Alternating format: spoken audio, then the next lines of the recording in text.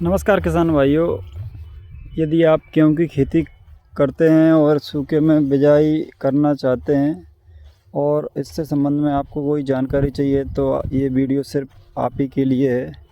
आप सही जगह पर आए हैं। आपको मैं बताने वाला हूँ इस वीडियो में कि गेहूं में सूखे की बिजाई कितनी गहराई पर करना चाहिए, किस प्रकार से करना चाहिए, क्या उत्पादन रहेगा, कितना खाद बीज डालना है। तो आपके जो सारे डाउट्स और क्वेश्चंस हैं वो सारे मैं आपको इस वीडियो में सॉल्व करने वाला हूँ। आपको बताने वाला हूँ कि किस प्रकार से क्या करना चाहिए और क्या नहीं करना चाहिए सूखे की बिजाई में। और जिन किसान भाइयों को पहले से ही नॉलेज है तो वो भी इस वीडियो को देखकर वो मुझे बताएं। मैंने कुछ गलत बताया हो तो आप प्लीज़ कमेंट्स कर मुझे बताएं कि ये इसमें और ये करेक्शन कर सकते हैं। तो चलिए वीडियो शुरू करते हैं। तो ये आप जो देख रहे हैं, इस खेत में हमने गेहूं में सूखे में बिजाई की है। तो सूखे में बिजाई करने पर जैसे खेत में सूखे में बिजाई करने के लिए क्या है, पहले आपको खेत को इस प्रकार से आपको ये दिखाई दे रहा है। इसमें मक्का का खेत था, इसमें मक्का लगाई हुई थी हमने बरसात में, खरीफ सीजन में। तो ये पूरा इसको कल्टीवेटर चलाने के बाद रोटावेटर करके इसको पूरा तैयार कर लिया खेत को। इसके बाद गेहूं की बिजाई, उसका प्रॉपर बीज उपचार करने के बाद इसकी गेहूं की बिजाई की है। तो बीज उपचार ये सूखे की पद्धति से थोड़ा अलग है। अब आपको दिखाता हूँ सूखे की पद्धति में किस प्रकार से क्या है कि ज़्यादा बड़े बड़े डेले नहीं होना चाहिए। पहली चीज़ तो मिट्टी में ये देखिए, मिट्टी को थोड़ा बुरा बना लें, ज़्यादा बड़े डेले ना हों और ज़्यादा ये फसल के अवशेष भी ना हो। पिछली फसल के आपके मक्का के डंठल वगैरह ये थोड़े बहुत चलते हैं, नहीं तो बिजाई में दिक्कत आती है। और दूसरी चीज़, सूखे में बिजाई करने पर बीज दर आपको, जो आप बीज दर पलेवा करने के बाद बीज दर रखते हैं उसके बराबर या उससे थोड़ा कम भी रख सकते हैं। आप उससे कम रखेंगे तब भी अंकुरण इसका बहुत अच्छा आएगा, यदि आप सही गहराई पर इसकी बिजाई करते हैं तो। कुछ किसानों के मेरे पास कमेंट्स आए थे कि क्या सूखे में 4 इंच की गहराई पर बिजाई कर सकते हैं क्या?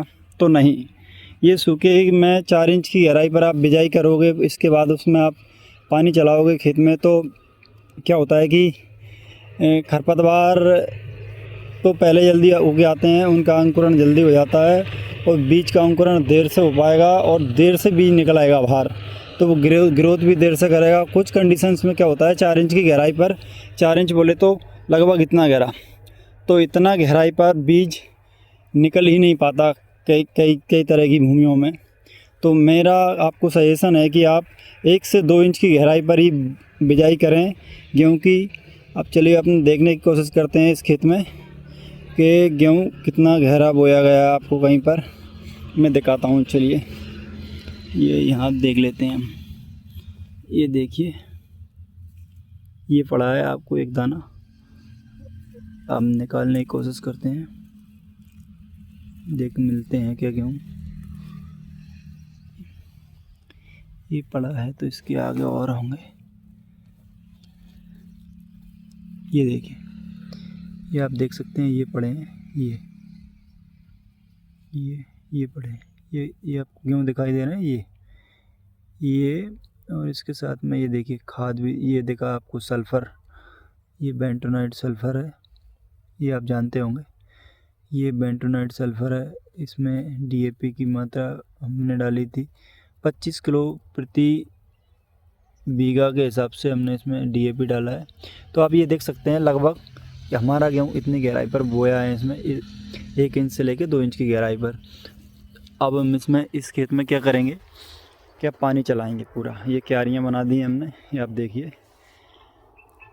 उधर जो आपको दिखाई दे रहे हैं वो उगने लगे हैं, उसमें भी सूखे में बिजाई की थी, इसके बाद पानी चला चुके हैं। और इधर ये अभी सामने हमने बिजाई करने के बाद उसमें भी पानी चला चुके हैं, तो उसमें अंकुरण होगा। तो उत्पादन के बारे में मैं आपको बताता हूँ कि जो पलेवा करने के बाद उत्पादन आता है उससे अधिक उत्पादन आता है सूखे की बिजाई में। ये हमारा एक्सपीरियंस है, करीब हम 10 साल से अधिक टाइम से सूखे में बिजाई कर रहे हैं। हाँ, खरपतवार थोड़े अधिक निकलते हैं इसमें उसकी अपेक्षा जो पलेवा वाली मूमी की। पर खरपतवार प्रबंधन के लिए बहुत ही सस्ती मेट सल्फ्यूरॉन मिथाइल नाम से और भी कई तरह के टेक्निकल्स आते हैं, मैं आपको वो अलग टॉपिक है उसमें बता दूंगा। ये उसमें खरपतवार नाशक का यूज करने के बाद आप बहुत ही आसानी से खरपतवार नियंत्रण हो जाता है गेहूं में, और ना ही कुछ महंगा पड़ता है। तो ये तो ठीक है कि आप खरपतवार कितने उगेंगे, गहराई आपको ज़्यादा नहीं रखना है, 1 से 2 इंच गहराई रखना है और खेत को अच्छे से तैयार कर लेना है। और दूसरी चीज़ कि आप पानी जिसके आपने एक क्यारी में पानी चलाया है तो अगली क्यारी में पानी चलाएं, अगले दिन उसी क्यारी में फिर से पानी रिपीट नहीं करना है। नहीं तो क्या होता है कि भारी भूमियों में वाटर होल्डिंग जिनकी कैपेसिटी अधिक है वहाँ पर दिक्कत आती है कि गेहूँ सड़ जाते हैं। तो बार बार पानी छोड़ने पर ऐसी दिक्कत आ सकती है। चलिए हम निकलते हैं इस तरफ, ये आपको दिखाते हैं। ये सामने आपको गेहूँ दिखाई, ये तो मक्का है, वो आपको सामने गेहूँ दिखाई दे रहे हैं। ये अभी हमने ये सूखे में बिजाई की थी और इसका अंकुरण बहुत ही शानदार हुआ है। आप देखिए अभी रबी में हमने ये थोड़ा सा मक्का भी लगाया है, आप देख सकते हैं। और भी आपके जो कमेंट्स हों वो आप कमेंट्स करके मुझे पूछ सकते हैं। जय जवान जय किसान। वीडियो अच्छा लगे तो please like share and subscribe. धन्यवाद।